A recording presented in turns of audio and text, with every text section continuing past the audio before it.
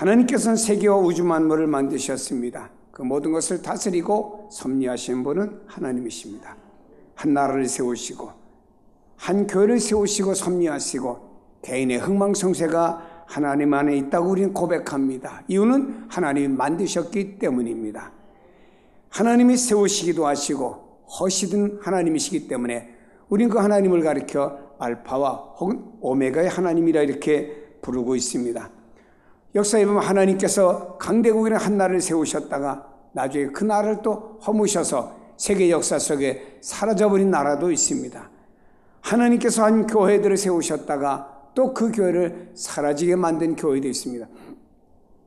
요한계시록에 나오는 소아시아 7교회는 세워졌습니다. 그리고 그 복음은 세계 속에 확산되어 나갔지만 세워진 그 건물은 오늘날의 터키 성지순례 가면은 돌 몇 개 있고 예배당이 있는 곳은 하나도 없습니다. 개인도 마찬가지입니다. 모든 면에 세워졌다가 헐어지고 하는 일들이 있음을 보게 됩니다. 저는 우리 한국 교회 역사를 좀 보면서 우리나라에 되어진 일들과 한번 연결을 시켜보고 싶은 생각이 듭니다. 1949년 대한예수교 장로회 총회에서 기장이라고 하는 기독교 장로회가 이탈되어서 하나의 교단 만들고 찢어져 나갔지요. 한국 교회가 분열되는 아픔이 일어나게 되었습니다. 그 다음엔 1950년 6월 25일 6.25 동란이 일어나게 되었습니다. 1959년 대한예수교 장로회 44회 초에 대전중앙교에서 모였는데 여기에서 WCC 문제로 예장 합동과 통합이 역시 또 갈라졌습니다. 그리고 난 다음에 1960년에 4.19와 1961년에 5.16 군사혁명이 일어났습니다. 1979년 대한예수교 장로회 대구 동신교에서 총회가 있을 때 개혁교단이 역시 또 분리되어 나가며 교단이 찢어지는 아픔과 통증과 분쟁이 있게 되었습니다. 그 다음엔 1980년 5.18 광주 항쟁 사건이 일어나게 된 것입니다. 우리나라의 교회 타락과 분쟁은 민족의 어려움으로 이어졌음을 역사의 몇 페이지를 통해서 우리는 볼 수가 있습니다. 한마디로 말해 하나님이 기뻐하지 않는 일들이 일어났습니다. 저는 지금 한국 교계와 교회를 보며 또 위기의 직면에 있다고 말하고 싶습니다. 그러나 성경은 이렇게 말씀하고 있습니다. 하나님을 가리켜 요한계시록 1장 8절에 주 하나님이 이르시되 나는 알파요 오메가라 이제도 있고 전에도 있었고 장차 올 자여 전능한 자라 하시더라. 하나님은 창조주십니다. 모든 걸 만드셨습니다. 창세기 1장에 말씀합니다. 그리고 하나님께서는 주님이 재림하시면서 모든 것을 마지막에 마치는 심판이 있다고 말씀하고 있습니다. 그런데 그 중심에는 바로 예수 그리스도가 계십니다. 세상에서 일어나는 일들은 우연으로 보면 우리는 안 됩니다. 하나님에 의해서 섭리되고 있다고 하는 신앙의 눈으로 세상을 바라보아야 됩니다. 하나님이 모든 것들을 시작하신 겁니다. 성경 우리 예수님께서 이렇게 말씀하고 있습니다. 마태복음 24장에 보면 마지막 시대에는 이런 일이 일어날 것이다. 이런 것들은 바로 종말의 징조니까 이런 일이 일어나거든 너희들은 깨어있고 주님의 오심을 예비하는 단장한 신부들과 같은 믿음을 가지라고 우리에게 말씀하고 있습니다. 이 마태복음 24장에 일어나는 여러 가지 징조들을 보면 이 시대와 오늘 사는 우리 시대와 맞춰보면 거의 많은 내용들이 맞아 들어가고 있음을 볼 수 있습니다. 여러분, 이처럼 많은 사건들이 발생하기 전에 반드시 그것을 감지할 수 있는 미세한 변화의 전조전들이 일어나고 있습니다. 하나님이 한 개인이나 교회나 또는 시대 안에서 일하실 때에도 그에 따른 전조 현상들이 일어나고 있음을 보아야 됩니다. 하나님이 일하시는 곳에는 인간의 가능성을 초월한 변화들이 이루어지는 줄로 믿습니다. 그래서 하나님이 일하시는 개인이나 가정이나 사회는 행복하고 거기는 영광이 됩니다. 성경은 하나님 그분이 뜻하신 그 영광을 위해 쉼없이 일하시는 분이라는 사실을 예레미야 32장에 이렇게 말씀하고 있습니다. 일을 행하시는 여호와, 그것을 만들며 성취하시는 여호와, 그 이름을 여호와라 하는 이가 이와 같이 이르시도다. 하나님은 일하시는 여호와라고 말씀했습니다.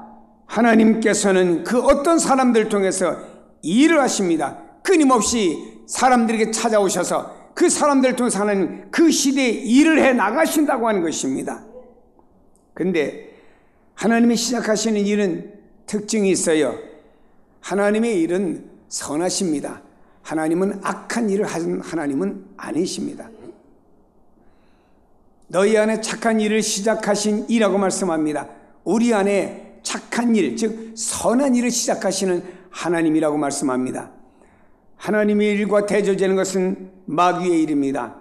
마귀는 아담을 유혹할 때 혹은 예수님을 유혹할 때에도 보여준 것처럼 화려하고 좋은 것을 주는 척하지만 아담에게는 선악과를 따먹어라 그리하면은 너희 눈이 밝아질 것이고 하나님과 같이 위대한 존재가 될 것이다.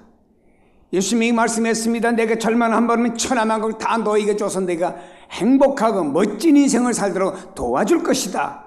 유혹했습니다. 화려한 것, 좋은 것을 주는 것 같았지만 끝내는 마귀는요 불행하고 고통스럽고 파멸로 이끌어갑니다. 로마의 세계 3대 미양 중에 하나라고 불리는 나폴리 항구 옆에는 폼페이라는 도시가 있습니다. 모든 로마의 귀족들이나 정치인들이나 돈 많은 사람들이 휴양지가 폼페이였습니다. 그곳에는 온갖 죄악과 온갖 나쁜 짓의 온상지가 폼페이였습니다. 하나님은 보다 참다 못해서 저들이 그것에 와서 겉으로 보기에는 좋은 휴양지 와서 좋은 행복한 나날을 보내는 것 같았지만 화산을 터뜨려갖고 다 저들을 화산재로 몰아서 저들을 다 멸망시키고 말았습니다.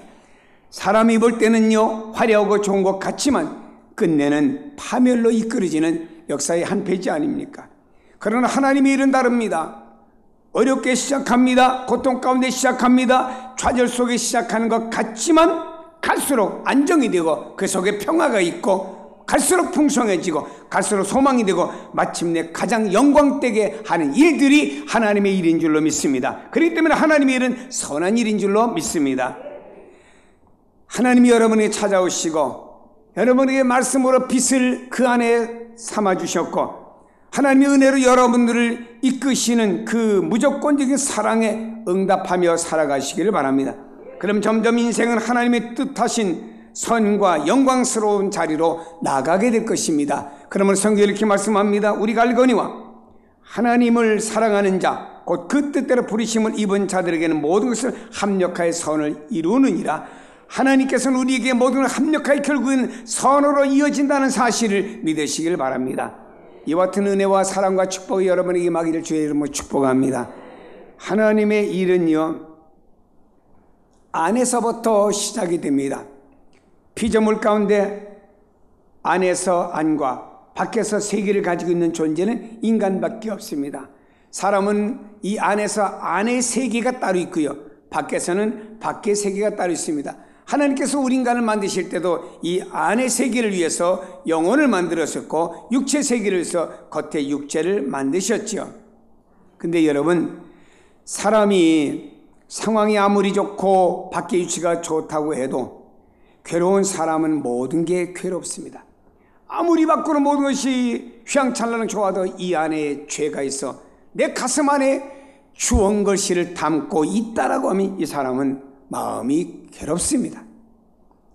바깥이 아무리 날씨가 화창하고 좋고 맑고 아름답고 공기가 청명하다고 해도 내가 깔고 자는 침대 밑에 가시가 돋았다고 하면은 그 사람은 고통스러울 거예요. 여러분이 사람이 이와 같이 환경이 아무리 좋아도 내적인 무엇이 채워지지 못할 때는 사람에게는 진정한 만족이 없는 것입니다. 하지만 반대로 밖은 어려워요. 힘들어요. 그런데 안에 소망이 있습니다. 빛이 있습니다. 생명이 있는 사람은 확신과 행복 속에서 인생을 살아가게 되고요. 밖에 날씨가 아무리 비바람이 몰아치고 강풍이 불어온다고 해도 집안이 평온하고 따스하면 그보다 편한 건 없지 않겠습니까? 아무리 밖의 세계가 어쩌고 저쩌고 한다도 내 안에 믿음의 세계가 견고하고 편안하다고 하면 내 육체와 모든 삶은 평안을 향해서 나아갈 것입니다. 여러분, 그걸 보면 인간은요, 내 안의 중심으로 밖의 일을 처리해 나가는 존재들입니다. 여러분들은 세상 사람 같이 밖에 어떤 것을 가지고 내 안을 처리하려면 안 됩니다. 이 사회는 아무리 살기가 좋아지고 얼마나 사회가 아름다워집니까? 좋아집니까? 그래도 안의 일이 해결이 안 되면요, 내 안에는 행복이라는 게 없어요. 먼저 내 안에, 그 성경에는 우리 안이 있고 그 안에 바로 우리의 중심 속에 바로 하나님이 우리 안에 영혼을 담아주셨잖아요. 바로 우리 안에 있는, 내 안에 있는 내 영혼이 하나님과의 연결 통로예요. 여러분 육체가 선하고 아름답고 윤리적으로 바르게 산다고 그것이 하나님과의 연결 통로는 아닙니다. 하나님과의 연결 통로는 바로 내 영, 내 안에 있는 것이 하나님과 연결 통로라고 하는 걸 기억하세요. 그래서 하나님께서는요, 중심을 보시는 하나님이라고 말씀했습니다. 이 안을 보십니다. 사람들은 외모를 보고 겉을 보지만 하나님은 중심을 보시는 하나님이여, 내 안에 믿음이 어떤지, 내 안에 속사람이 어떤지 내 안을 보시는 하나님이라고 말씀합니다. 그리고 하나님이 일하실 때에는 언제나 내 안에서부터 일을 하십니다. 사람이 아무리 어려운 환경과 환난 속에 있을지라도 마음이 편안하고 안정된 사람은 하나님의 응답을 이미 받은 것이에요. 여러분, 사람의 모든 일은 다 밖의 조건을 가지고 하려고 합니다. 외형적으로 어떻게 생겼느냐, 그 사람의 학력과 스펙이 어떠하냐, 그 사람이 어떤 능력을 가졌냐, 기준을 가졌냐, 이런 것을 가지고 모든 그 일을 하려고 합니다. 그러나 하나님의 일은 안에서부터 합니다. 바깥의 여건은 아무것도 없는데 안의 변화 때문에 하나님이 길이 시작되고 하나님의 역사가 시작이 되는 것입니다. 아브라함은 안에서 하나님의 말씀에 순종함으로 하나님 그 속에서 일하기를 시작했습니다. 모세는 어려운 환경 속에 놓였지만도 그가 어려운 환경 속에 하나님 백성과 함께 놓여 있는 걸 알지만도 애굽의 부귀와 영화를 거절했습니다. 외적인 환경을 거절하고 그는 모든 환경을 내려놓고 고난의 자리를 자처하는 그 마음, 내적으로 출발한 것입니다. 요셉이라고 하는 사람은요, 그의 말할 수 없는 고난이 연속되는 내용 속에서 하나님의 섭리가 있다고 하는 이 내적인 믿음 안에서 모든 것을 참고 견디며 수용하는 사람이 되었습니다. 다윗도 내적으로부터 시작이 되었습니다. 다윗의 성군 다윗이 되기까지는 그 안에서부터 내가 잘못되었거나 회개 역사가 일어나기 시작한 거예요. 하나님은 우리 안에서부터 이렇게 시작된 것입니다. 그러나 하나님이 시작하시는 일은 어떤 일이신가요? 하나님이 시작하시는 일은 빛을 주십니다. 사람은 이렇게 빛이 있기 때문에 모든 사물을 명확하게 구별할 수 있지 않습니까? 여러분, 우리 삶이 혼란하고 어둠과 어려움 가운데 있을 때 우리 안에 빛이 일어납니다. 빛이 일어나므로 이 빛이 나로에게 이것이 길이다, 이것이 해야 될 일이다, 이것이 너희가 가야 될 길이다라고 나를 명확하게 알려주는 역사가 일어나게 됩니다. 하나님께서 일하시는 일은요, 내 안에 빛을 심어주신 것입니다. 그래서 너희는 세상의 빛이라고 말씀했습니다. 이 하나님은요, 우리 안에서 이렇게 일을 하십니다. 치유와 회복을 주십니다. 하나님이 일을 시작하면 그동안 아프고 분노하고 괴로웠던 모든 일들이 눈 녹듯이 다 녹아버리고 용서가 되어지고 이해가 되어지고 수용이 되어지는 것입니다. 그러다 보니까 내가 아팠던 몸까지도 서서히 새 힘으로 바꿔지는 역사가 일어납니다.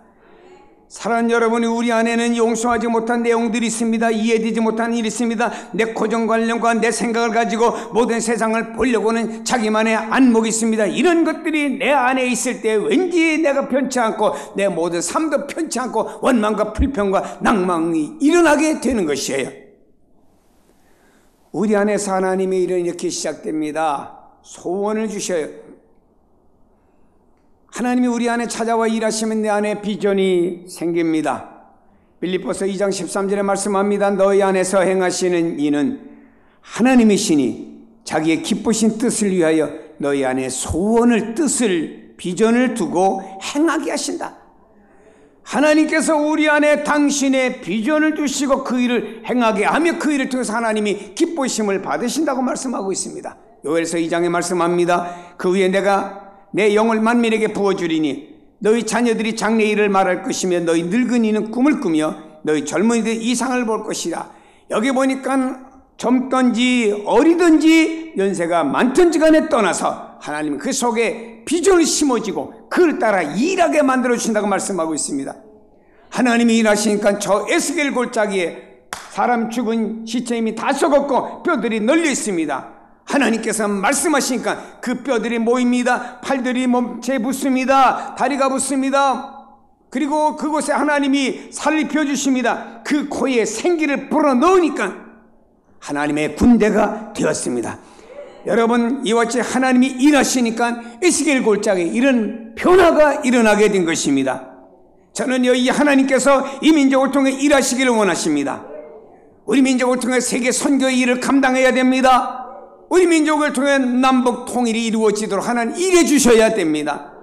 우리 민족 속에 잘못됨들을 버리고 모든 이기주의와 잘못된 것들을 버리고 모든 민족들이 바로 하나님이 나를 통하여 우리 가정을 통하여 우리 개인을 통하여 어떤 일을 하시기를 원하시는가를 살펴보고 그 일에 쓰임받는 이 민족이 되기를 소원합니다. 하나님의 일은요, 상황과 환경을 초월해서 이루어집니다. 여러분, 환경이 어떻습니까? 불가능한 환경입니다. 절망의 환경입니다.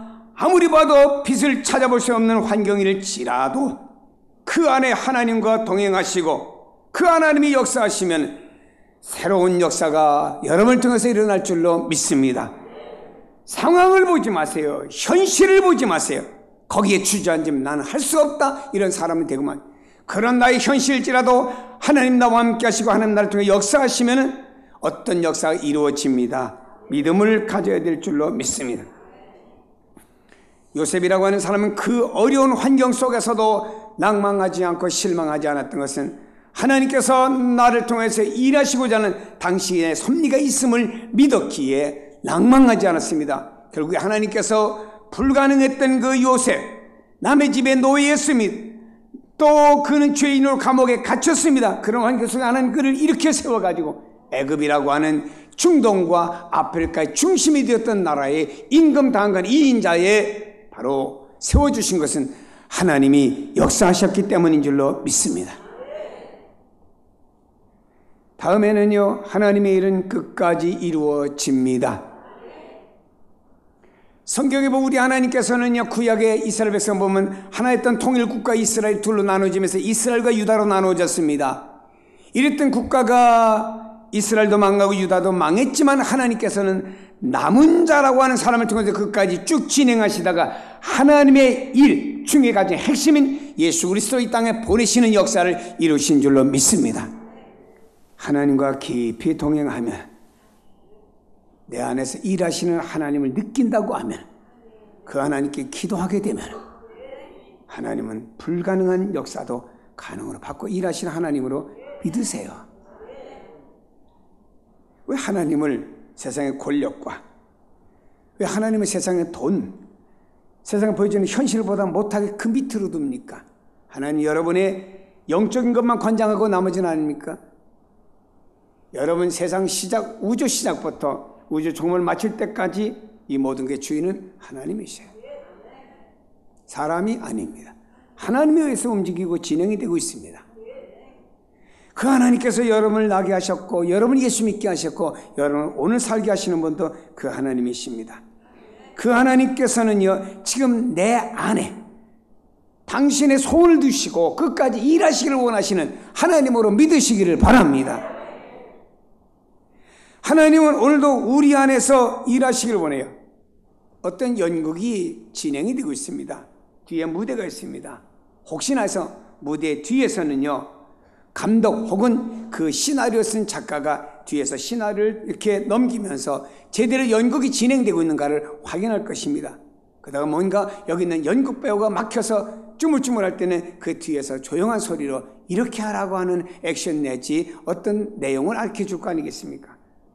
이 시대에서 우리가 쓰임받고 일하는 건 우리입니다만은 배후에서 우리 안에서 일하시도록 역사하시고 감동 감화하시고 진행하시는 분은 하나님이세요. 그래서 주님 말씀하십니다. 세상 끝날까지 내가 너희와 함께 주겠다. 믿음이란 하나님께서 시작하시는 인생을 살겠다는 선택과 결단의 믿음입니다. 믿음은 이제 하나님이 나를 통해 일하시는 그 삶을 내가 살겠습니다 하는 선택 결단이 믿음이에요. 바울이라고 하는 사람이 주님을 믿음으로 말미암아 이제까지 살아왔던 모든 자기중심의 삶은 제해버렸고요, 믿음 안에서 하나님, 이제 내가 믿음 안에서 시작하나 주님의 삶을 살겠습니다 하며 선택하고 그 길을 간 것이 바울의 믿음의 삶이라고 하는 겁니다. 바울은 전과 같이 다르게 살았습니다. 과거에 자기가 졌던 모든 인간의 스펙들을 다 휴지통에 버려버렸습니다. 그는 로마 시민권을 가졌다, 가말리엘 문화에서 율법을 배웠다, 이스라엘 백성이다, 베냐민 지파다, 이걸 전혀 자랑하지를 아니했습니다. 오직 나의 자랑은 내 안에서 예수 그리스도밖에 없다고 말하며 천민이든지 한 나라의 황제든지 누구를 만나든지 그 입을 통해 나가는 말은 내 안에 예수밖에 없기 때문에 그 예수를 증거한다는 말을 했습니다.